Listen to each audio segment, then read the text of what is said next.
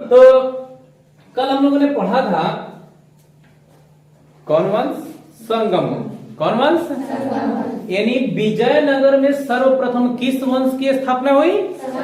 संगम वंश की स्थापना हुई। संगम वंश के बाद आते हैं महाराज हमारे दूसरे वंश है सुलु वंश। कौन वंश है?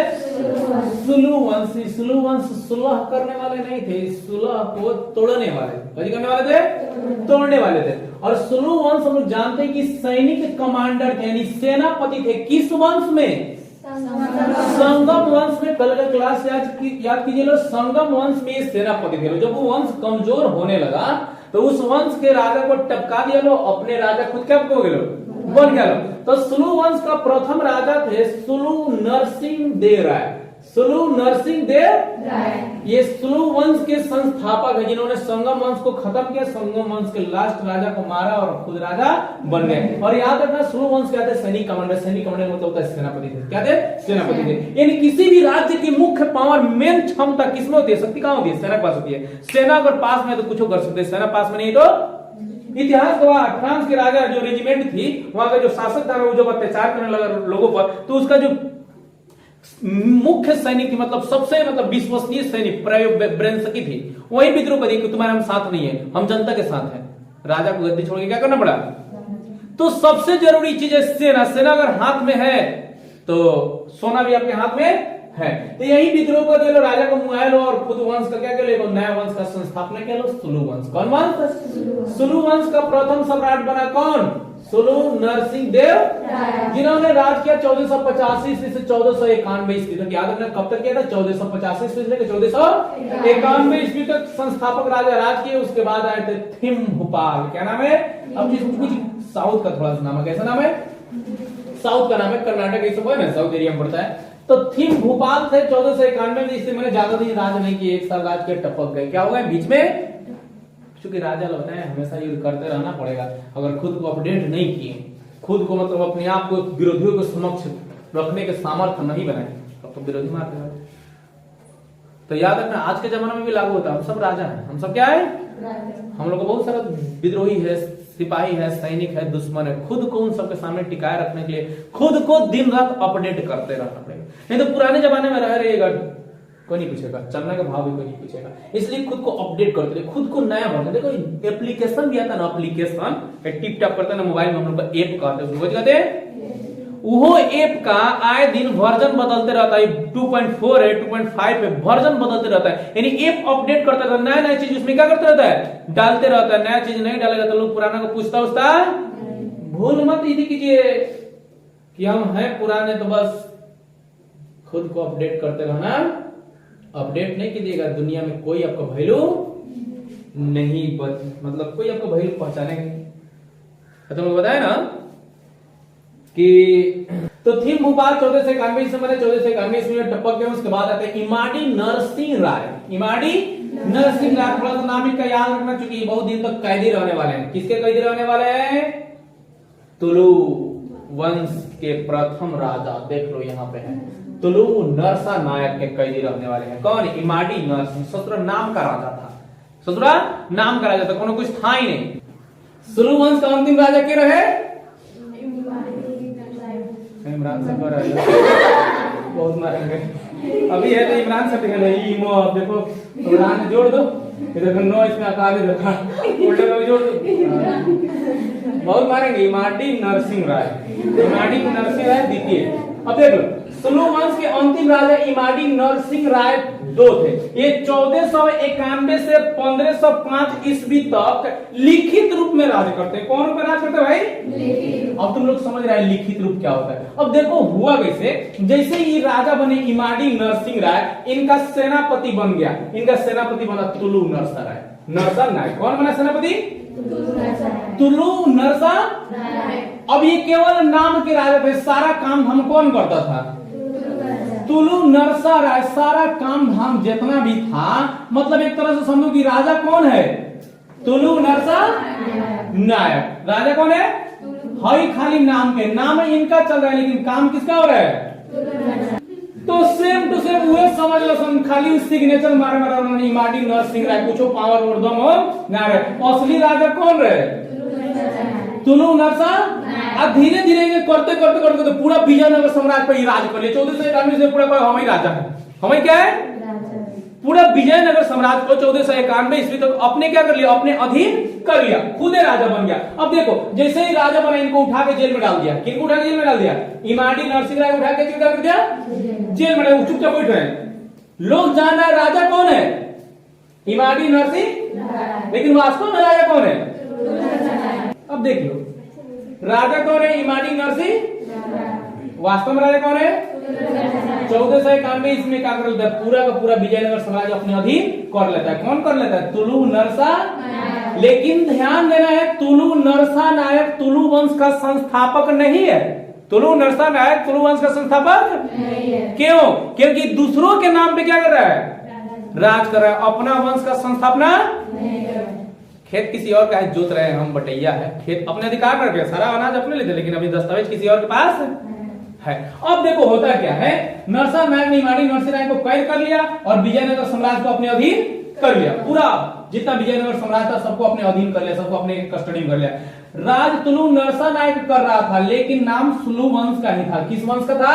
सुलु वंश का। जो अभी वंश हम लोग का चल रहा है सुलु वंश, मतलब सुलु वंश के नाम से वो क्या कर रहा था, राज कर रहा था। लेकिन लिखित रूप से, संवैधानिक रूप से राज वंश कौन चल रहा था भाई? सुलु वंश। अब देखो क्या होता है, 1503 ईस्वी में तुलु नरसा नायक की मृत्यु हो जाती है। कब हो जाती है? 1503 ईस्वी में तुलु नरसा नायक, याद रखना लो, तुलु नरसा नायक की हो जाती है कची। अभी जेल में के बाद इमाड़ी। अब तुलु नरसा नायक मर गया 1503 ईस्वी, ओकरा के जेल में रख लेगा, जेल में से निकलने नहीं देते, इतना पावरफुल है कि जेल में से मरने के बाद में नहीं निकलने दिया। अब देखो इमाम तुलु नरसा नायक, जो तुलु नरसा नायक दो अपने बेटा को तैयार कर लिया, क्या चीज कर लिया, दूगो उसका बेटा तैयार हो चुका है लो। और तुलु नरसा नायक, उसकी पत्नी का नाम था नागला देवी, याद आया रखना तुम लोग, नागला देवी। कौन देवी? नागला देवी। कृष्ण और तुलु नरसा नायक की पत्नी का नाम क्या था? यानी कृष्ण राय की माता होने वाली है। कची होने वाली है? सवाल पूछता है कृष्ण देव राय की माता का नाम कची था? नागला देवी के नाम पे विजयनगर साम्राज्य में एक नगर का स्थापना किया गया, नागला नगर। कौन नगर? तो कृष्ण देव राय की माता का नाम क्या था? या तुलु नरसा नायक की पत्नी का नाम क्या था? नागला देवी। अब देखो 1503 ईस्वी में, याद रखना, 1503 ईस्वी में तुलु नरसा नायक की क्या होती है? मौत। याद रखना है, इमाड़ी नरसिंह राय द्वितीय अभी कहां है? जेल में। अब देखो क्या होता है, तुलु नरसा नायक के दो बेटे थे, वीर नरसिंह। वीर नरसिंह बड़ा बेटा था, वीर नरसिंह कौन था? अब कृष्ण देव राय, वही हम लोग जिसके बारे में हम लोग कृष्ण देव राय, तेनाली रामा, कितना सीरियल देखते हैं, टकलाता है बंधु मरवाए बेटा, ऐसे टिकिया बोलता है, वही कृष्ण देव राय विजयनगर साम्राज्य के सबसे महान राजा। तो देखो वीर नरसिंह ये बड़े भाई और कृष्ण देव राय छोटे।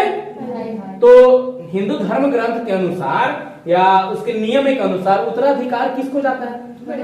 बड़का बेटा को उत्तराधिकार में। तो राजा है तो बड़का बेटा है, एगो छोटा बेटा। बड़का बेटा भले आना रहे, वहां से पैर से लांगड़ा है, हाथ। तो वीर नरसिंह बड़े बेटे थे और कृष्ण राय छोटे बेटा। तो वीर नरसिंह राजा बनते हैं, 1530 में गद्दी संभालते हैं। ध्यान देना, अभी भी तुलु वंश का संस्थापना नहीं हुआ है, अभी भी तुलु वंश का संस्थापना 1503 ईस्वी में जब इनके पिताजी मर जाते हैं तुलु नरसा नायक, तो 1503 ईस्वी में वीर नरसिंह गद्दी संभालते हैं। 1505 ईस्वी में वीर नरसिंह को खेपाता नहीं, हम दूसरा को अधीन राजा नहीं कर सकते, नाम ऊपर राज हम कर दे, नाम तो ऊपर होगा, सुलु वंश राज करे, सुलु वंश। इसको बर्दाश्त नहीं हुआ, गया जेल में, चाकू घुसाए, इमाड़ी नरसिंह बैठ के खा रहे हैं, बोझ बढ़ा रहे हैं। अब देखो क्या 1505 ईस्वी में वीर सिंह ने सुलु वंश के कैदी राजा, कौन राजा? कैदी राजा कौन थे भाई? इमाड़ी। नाम का पूर्ण नाम में थोड़ा मेरा खुशबू आ रहा है, ध्यान देना। इमाड़ी नरसिंह को मार दिया और तुलु वंश का क्या किया? स्थापना किया। तो अब सवाल आता है, तुलु वंश राजवंश की स्थापना किसने की? वीर नरसिंह की। तुलु नरसा नायक, हमको बता दो किसे, जल्दी बता दो। तुलु वंश का संस्थापन किसने किया? वीर नरसिंह। तुलु वंश उसके बाप थे, लेकिन उन्होंने स्थापना दूसरों की जमीन में खाली खेत जोत लिए थे, फसल लूट लिए थे, खेत अपने नाम तुम लोग कैसे करेगा? पहले रजिस्ट्रेशन करेगा। हाँ, खेत खरीदता है, जाता है तो ना रजिस्ट्रेशन, लूटना है तो भाई कागज छीन के लिया। तो तुलु वंश का संस्थापना किया किसने? वीर नरसिंह ने। कब किया? 1500। वैसे देखा जाए तो 1491 ईस्वी से ही राज कर रहा है कौन? तुलु वंश के लोग। लेकिन लिखित रूप से वो राज नहीं करे थे, मतलब पूरे संविधानिक रूप से वो राज, वास्तव में राज कौन कर रहा था? वो जिसको अंदर बंद करके रखा गया था वो राज, उसको कैदी बना के खुद राज कर रहा था। वास्तव में 1505 ईस्वी में वीर नरसिंह ने तुलु वंश के अंतिम राजा या कैदी राजा इमाड़ी नरसिंह को मार दिया और तुलु वंश की स्थापना की। अब देखो ये 1509 ईस्वी में वीर नरसिंह की मृत्यु हो जाती है। लगभग कितना साल राज करता है? 3 में वो राजगद्दी संभाला था। कितना में? 3 में। और 9 में मर जाता है। 6-7 साल। 7 साल कितना करता है? 9 मर जाता है। 6-7 साल इसे कभी किस जगह बताया जाता है? 1510 ईस्वी में। और इसकी मृत्यु जो होती है बड़ा आश्चर्यजनक ढंग से हुआ, मतलब पता ही नहीं चला, रहस्यमय ढंग से मृत्यु हुआ। किसका? वीर नरसिंह की मृत्यु आश्चर्यजनक ढंग से, पता नहीं चलता है कैसे उसकी मृत्यु हुई। कोई देवीय प्रकोप बताता है, कोई अभिशाप बताता है, कोई मतलब अजीब तरह का, मतलब एक तरह समझो कि उसकी मृत्यु को कौन पता नहीं। जैसे मान लो हम लोग मरते तो हाँ हार्ट अटैक से मर गए, अधिक खाने से मर गए, ओवर ईटिंग से मर गए, एक्सीडेंट से मर गए, सीढ़ी पर से ढिमला गया मर गया, किसी के बाप ने बहुत मारा उसको मर गया, किसी की माँ ने बढ़नी से ले कूटा, तो ये रहस्यमय मृत्यु नहीं है। अगर कोई मर गया अचानक से मर गया, था नहीं चला, पोस्टमार्टम में भी था नहीं चला कैसे, अब चिड़ फाड़ लाख पचौनी बाहर निकाल दे तो वो पता नहीं चला काहे मरे, उसको काहे उसको रहस्यमय मृत्यु कहा जाता है। जैसे आज के जमाने में कोई अगर मरता है तो अगर पोस्टमार्टम किया जाए, लाख पचौनी फेफड़ा किडनी उडनी निकाला जाए तो पता चल जाता है कि किस कारण से मृत्यु। अब उसको उसमें तो पोस्टमार्टम था नहीं, था का पोस्टमार्टम नहीं था तो पता नहीं चला, तो कहा जाता है कि वीर नरसिंह की मृत्यु रहस्यमय ढंग से 1509, देखो एनसीईआरटी 1509 गए, जब कुछ और बुक्स पढ़ेंगे वहां 1510 बताता है, तो 1509 ही हम लोग माने 1509 सही है। 1509 में वीर नरसिंह की मृत्यु हो जाती है।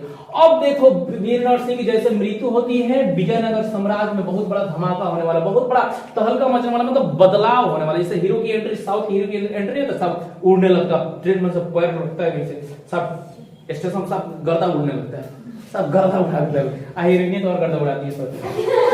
हाँ ये तो खाली हीरो से उतरता है ट्रेन पर से तो खाली स्टेशन पर गर्दा उड़ेगा, अगर हीरोइन ट्रेन पर से स्टेशन पर उतरी तो सारा शहर में गर्दा उड़ जाता है। हाँ तो वीर नरसिंह की मृत्यु के बाद विजयनगर साम्राज्य का सबसे महान राजा, देख लो सबसे महान राजा कृष्णदेव राय सम्राट बने। याद रखना कब सम्राट बने? 1500। कृष्णदेव राय का राज्याभिषेक कब किया गया? 1509 ईस्वी में। 1509 ईस्वी में उनके भाई, बड़े भाई वीर नरसिंह मरे और उनका राज्याभिषेक किया गया 1509 ईस्वी में किया गया। याद रखना सबसे इंपॉर्टेंट पॉइंट, कृष्णदेव राय का राज्याभिषेक कब किया गया?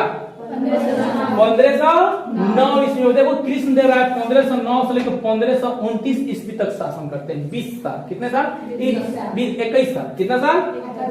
1509 से लेकर 1529 ईस्वी तक, मृत्यु तक, मतलब जब तक मरे नहीं तब तक ये राज करते रहे। दरअसल हुआ क्या, इनकी मृत्यु हुआ जैसे इनका एक बेटा था, इनके बेटा को षड्यंत्र करके मार दिया, सब षड्यंत्र करके दे लो मार दिया। उसके मतलब इसी की वजह से, जैसे बेटा है, इकलौता बेटा है, मर गया, कोई राजकाट, मेरा वंश संभालने वाला इतना मेहनत किए, ये समझो कि हृदयाघात, हार्ट अटैक, मेरा बेटा मर गया, जिगर लगते जिगर, जिगर का टुकड़ा, खून का टुकड़ा, खून की अगरबत्ती, मतलब खून की मोमबत्ती, खून का लहू मर गया। उसके टेंशन की वजह से क्या हो गया, राजा कृष्णदेव राय मर गए। याद रखना कब? 1529 ईस्वी में। 21 साल राज करते हैं, 1509 ईस्वी से 1529 ईस्वी। अब तुम्हें इनके जन्म के बारे में देखो, इस जन्म के बारे में तो यहाँ लिख दिए 17 जनवरी 1471 ईस्वी में हुआ था। 17 जनवरी 1471 ईस्वी में। हाई जनवरी हो रे, लिख देता नहीं, रुक जा बड़ा 17 जनवरी है, 17 जान, ये 17 जनवरी है। कब जन्म कब हुआ था? अगर नहीं जन्म कब हुआ था? 17 जनवरी 1471 इसमें हम्पी में हुआ था। हम्पी समझते हैं ना? हम्पी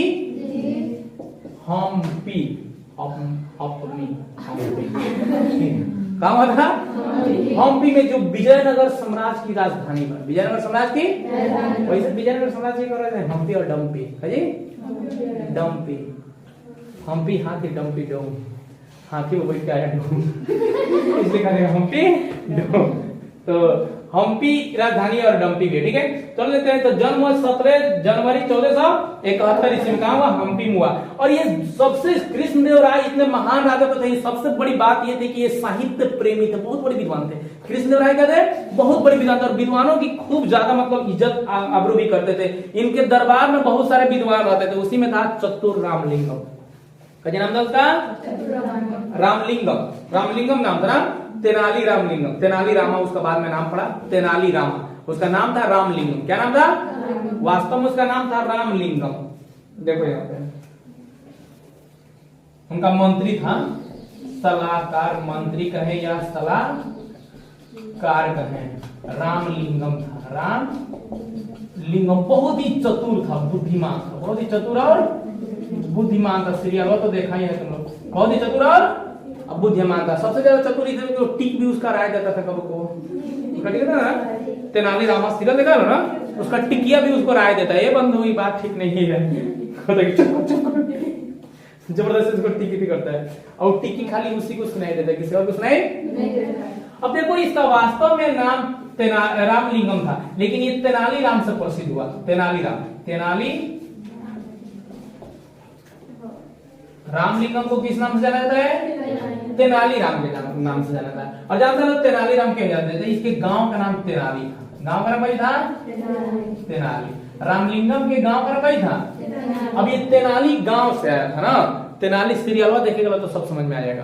तो देखो, तो उसी की वजह से तेनाली गांव से आया था ना, तेनाली गांव से विजयनगर साम्राज्य में गया, ठीक है। इसी वजह से इसको नाम कैसे रख दिया? तेनाली। सबसे इसका मतलब चतुर और बुद्धिमान मंत्री था, कोई भी बिना सलाह के इसके कृष्णदेवराय कोई काम नहीं करते थे, बहुत ही बुद्धिमान था।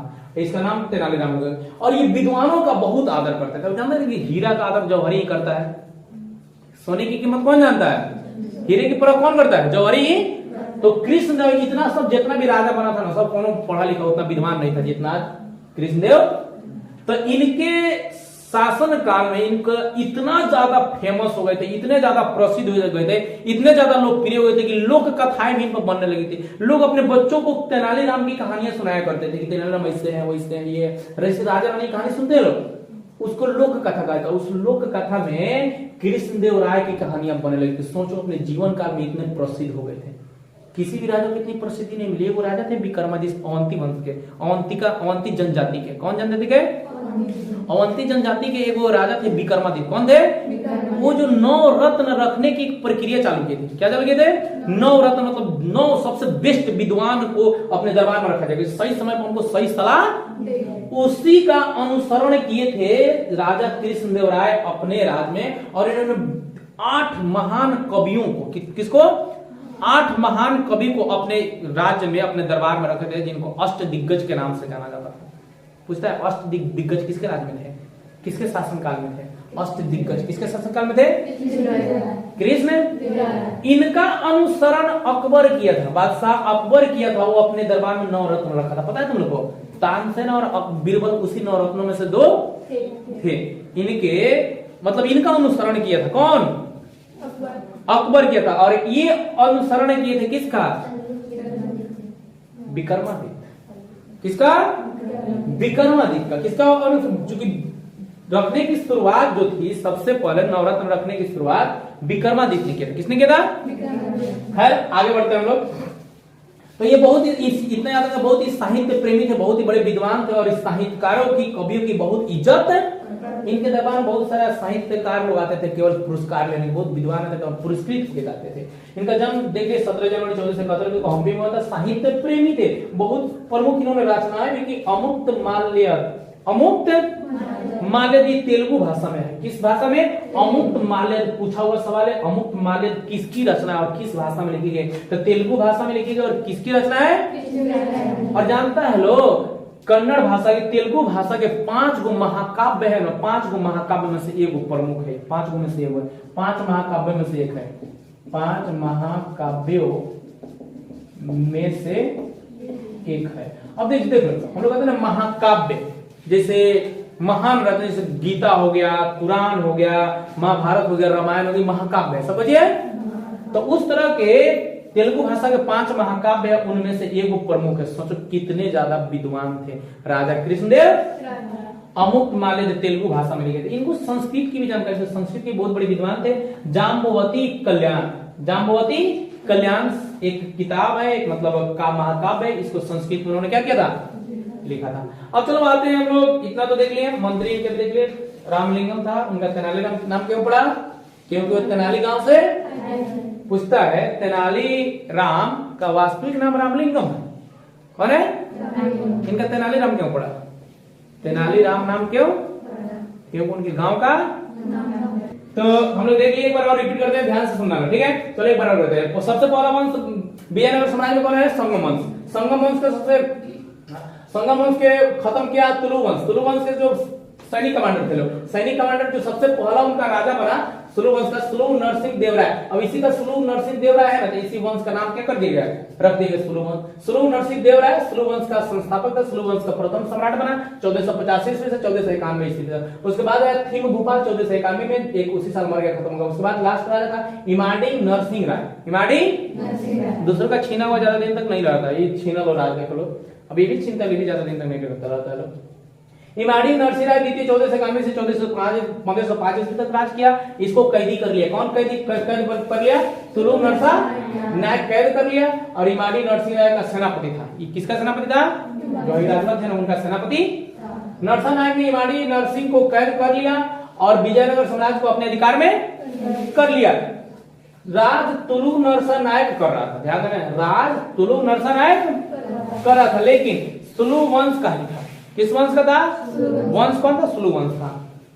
1503 ईस्वी में तुलु नरसा नायक की भी क्या हुई थी, मृत्यु हो जाती है। उनकी मृत्यु के बाद क्या होता है, उनका बेटा जो था, बड़ा बेटा वीर नरसिंह, वीर नरसिंह राज करता है। 1503 ईस्वी में गद्दी संभालता है। 1503 ईस्वी में गद्दी संभाला, 2 साल बाद बोला कि हम इसके अंडर राज नहीं करेंगे, राज तो हम ही कर रहे हैं, काहे नाम कर लबड़े करेंगे, नाम है तो बढ़िया से नाम करेंगे। और उसको जेल में क्या कर दिया, इमाड़ी नरसिंह राय को जेल में टपका दिया, और खुद अपना राजवंश, अपना राज तिलक कर लिया आपने। अब तुलु वंश का क्या क्या स्थापना 1509 ईस्वी में वीर नरसिंह की मृत्यु हो जाती है। उसके बाद राजा कृष्णदेव राय का राज्याभिषेक किया था। राज्याभिषेक मतलब मुकुट पहनाया जाता है, हाथ में जो राजदंड दिया जाता है, कुर्सी दिया जाता है, मतलब विधिवत तरीके से आप राजा बन, उसको राज्याभिषेक कहा जाता है। वीर नरसिंह की मृत्यु के बाद विजयनगर साम्राज्य का सबसे महान राजा कृष्णदेव राय सम्राट बने। कृष्णदेव राय 1509 से 1529 ईस्वी तक शासन किए। जन्म 17 जनवरी 1421 ईस्वी को हम्पी में हुआ था। साहित्य प्रेमी थे, 71 है, साहित्य प्रेमी थे, प्रमुख रचनाएं हैं और भी बहुत सारे लिखे, लेकिन जो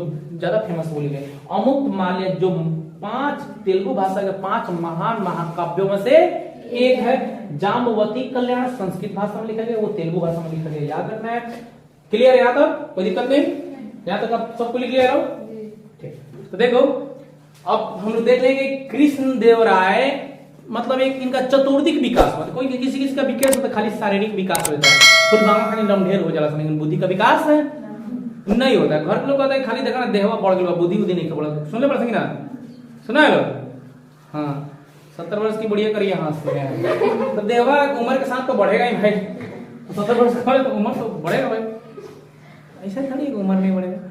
तो राजा कृष्णदेव राय का चातुर्दिक विकास हुआ था। चातुर्दिक विकास कहने का मतलब कि इनका शारीरिक विकास, मानसिक विकास, बौद्धिक विकास, सामाजिक हर तरह का विकास होता है। और जब एक राजा का सभी तरह से विकास होता है तो महान राजा बनता है। अभी खाली एक राजा और खाली मारधार करने के चक्कर में पड़ा, वो असली राजा नहीं होता है। जैसे तुमने सुना है सम्राट अशोक, सम्राट तो जब तक सम्राट अशोक खाली तलवार के बल पे राज करना चाहा, उसको कोई नहीं जानता था, उसको चंड अशोक के नाम से जाना जाता था। खाली तलवार, किसी को मार देता था। अपने 99 भाइयों का कत्ल किया था राजा बनने के, खाली मार धार में लगा रहता था, तो उसको चंड अशोक के नाम से जाना जाता। जिस दिन उसने तलवार छोड़ दी, लोक कल्याण, समाज कल्याण, लोगों की भलाई के लिए अपना कदम उठाया, उसको महान अशोक के नाम से जाना गया।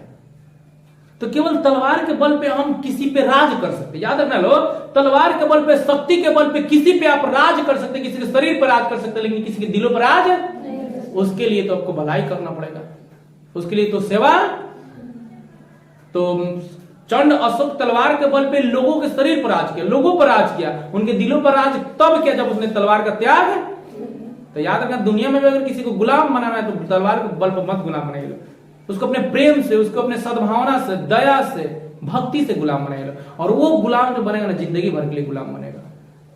तो तो हमारे जो राजा है ये राजा कृष्णदेवराय कुछ इसी तरह के थे। जहां तलवार की जरूरत हो तलवार का इस्तेमाल कीजिए, विरोधियों को खत्म करना तलवार होना चाहिए, अपने लोगों को बचाना है तो भी तलवार चाहिए, लेकिन अपने लोगों को बचाने के लिए तलवार चाहिए। अब देखो इनके पास सेना बहुत ही महान सेना थी, बहुत ही मतलब ज्यादा की सेना थी। और कहा जाता है कि कृष्णदेवराय के पास 10 लाख की सेना थी। कितनी सेना?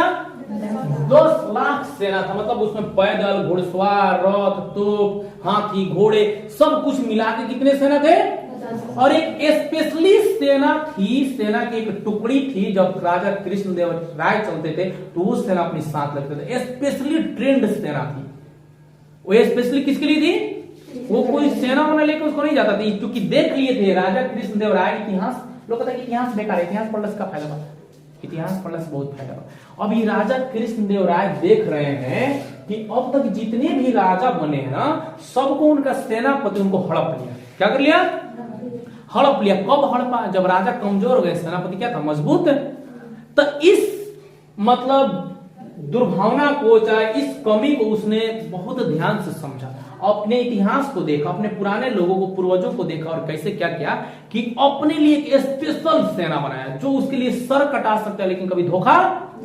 और वो सेना की टुकड़ी थी जो वो 10 लाख पर भारी थी।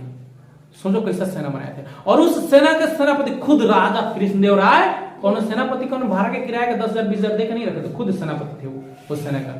कोई सेनापति गद्दारी कर सकता है? खुदे सेना थे। अब पहिल सेना काहे मरा जाता है? इमाडी नरसिंह राय काहे मरा गया? काहे इनका कैदी बना लेला था? तुलू नरसा है आराम से ऐसो आराम सुख शोहरत में डूबे हुए सेनापति बना दिए। किसको? तुलू नरसा। अब देख रहे कि भाई कोई काम ही नहीं कर रहा है, राजा तो कोई काम नहीं कर रहा, दिन भर पड़ा रहता है राजमहल में, खाता पीता रहता है, ऐसे आराम में लगा रहता है। काय का राजा? सारा तो हम करते हैं ना, सारा तो काम हम कर रहे हैं, काय का राजा उठा कैदी बना देते हैं। कृष्णदेवराय इसको सुधार दिए, बोले कि ना कौन को विश्वास न करो, अपना रोह पर विश्वास ना करो। किसी पर सच में कहा जाता है कि विश्वास करना है तो खुद पे कीजिए, किसी और बात है। अभी कृष्णदेवराय इसी का निवारण किए, खुद की एक स्पेशल रेजिमेंट बने, स्पेशल एक सैनिक की टुकड़ी बने, वो उनके आदेश पर चलती थी और वो खुद उसके सेनापति थे, वही उसके कमांडर थे। और दूसरा छोटे छोटे रेजिमेंट बांट दिए थे, पूरे वो बड़ा नहीं बने थे, छोटे छोटे रेजिमेंट। कौन दंगा भी करेगा तो सब एक साथ थोड़ी दंगा कर देगा लोग। अब छोटे छोटे टुकड़ी बना दिए, 5,000 के एगो सेना का टुकड़ी है, 5,000 के एगो सेना का टुकड़ी, 5,000 के एगो सेना का विद्रोह को एक करेगा। सबके मन में एक बार जौहर थोड़ी भर जाएगा, एगो विद्रोह करेगा, ले जाएगा अपना टुकड़ी, ले जाएगा चटपट, उसको क्या करके खत्म कर दे, विद्रोह का अंत हो गया। अब मान लो कि 50 को टुकड़ी बने, 50 को टुकड़ी सारा एक में थोड़ी विद्रोह कर देगा।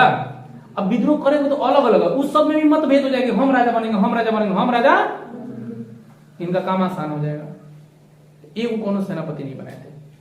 तो इनके पास 10 लाख की सेना थी, जिसमें 7 लाख पैदल सेना थी। कितने सेना थे? 7 लाख पैदल। देखो कम नहीं थे, 7 लाख पैदल सेना थे।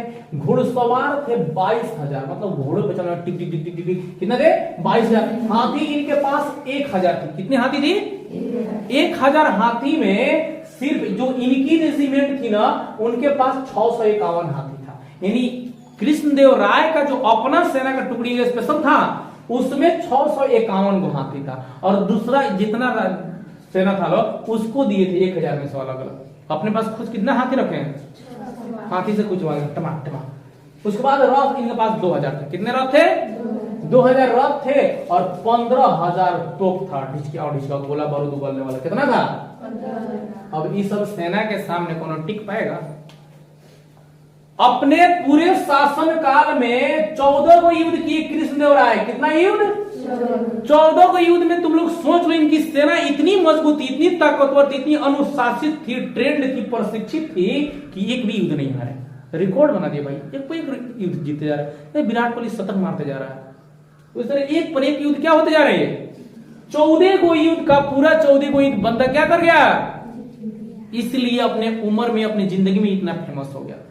कुछ प्रमुख युद्ध है जो सबसे मतलब भापड़ युद्ध। अब युद्ध तो सब जीत रहे हैं, चुटपुटिया युद्ध भी, अब बड़का जहां बड़का बड़का ढोल वाल टिमकी के काम हो तो सब टिमकी था। कुछ इनके सामने ऐसा युद्ध आया जो सच में इनको थोड़ा मेहनत करना पड़ा, दमखम दिखाना पड़ा। 3 ऐसे युद्ध है जो इन्होंने बहुत मतलब फेमस युद्ध है इनके लिए। क्या है? फेमस युद्ध है। और वो देखते हैं कौन युद्ध है। और साथ ही साथ इन्होंने क्या किया कि 14 को युद्ध लड़ा और 42 विदेशी शक्तियों को अपने विजयनगर साम्राज्य में आने दिए, भारत में घुसने नहीं दिया। अब देखो, जैसे विदेशी आए व्यापार करने के लिए। कैसे करने के लिए? इंडिया में व्यापार करने के लिए आए, व्यापार करने के लिए आए, हम लोग को खुद बेच के चले गए। हम लोग को बेच दिया सोचो, हम लोग से व्यापार करने वाला आया था, हम ही लोग को बेच के चला गया। तो इन्होंने क्या किया ना, विदेशी शक्ति मेरे राज्य में आएगा ही नहीं, भारत में ही नहीं आएगा।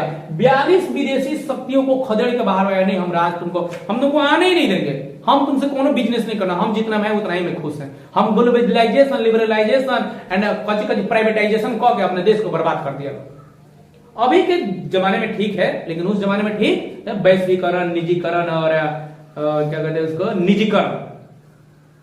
इस सब कल विजयनगर साम्राज्य के जो सम्राट को बोले कि नहीं हमको नहीं चाहिए, हमको वैश्वीकरण नहीं चाहिए, तुम अपना व्यापार तुम अपने पास, हम अपने व्यापार में हम खुश हैं। 42 विदेशी शक्तियों को खदेड़ दिया, भगा दिया, व्यापार करने से मना करते हैं। इनके जो प्रमुख युद्ध हैं 3 युद्ध, रायचूर का दोआब युद्ध पूछता है, रायचूर का दोआब युद्ध कब हुआ था? कब हुआ था? 1512 ईस्वी में विजयनगर के सम्राट जो थे महाराज कृष्णदेवराय विजयी हुए। उड़ीसा के साथ युद्ध हुआ 1514 ईस्वी में, उसमें विजयी हुए। अब सबसे इसका खतरनाक युद्ध हुआ कृष्णदेवराय का बीजापुर के सुल्तान के साथ। इसमें 2-3 गो सुल्तान, गोलकुंडा, बीजापुर और एक और था, तीनों सुल्तान, मतलब समझो कि 3 गो राज मिलकर इनके साथ लड़ रहे थे, फिर भी इनके सामने पानी भरते हुए नजर आए। बीजापुर के सुल्तान के साथ युद्ध हुआ 1520 ईस्वी में, और ये इसमें भी विजयी हुए। 3 गो जहां राजा मिलकर एक साथ अकेले लड़ रहा था लो, वहां भी कृष्णदेवराय क्या हुआ?